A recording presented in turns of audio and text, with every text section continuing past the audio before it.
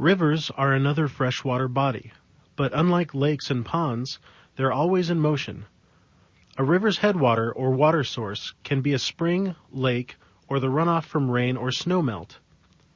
Let's follow a river to see what happens as the water travels from the headwater to the end of the river. The water at the headwater is very clear. As the river travels, many other small streams and rivers join it, so the river widens out. As water flows downhill under the influence of gravity, it gains speed and picks up sediment from the stream bottom. The water becomes a murky brown. The river picks up other passengers too, like rocks and boulders. The constant movement of stones and sand against the bottom wears away at the ground below until the river starts to sink. This continual erosion promotes stream and river formation.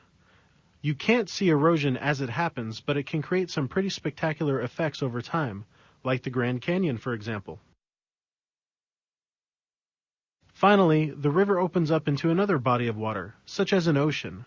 This juncture is called the mouth of the river, and here its journey ends.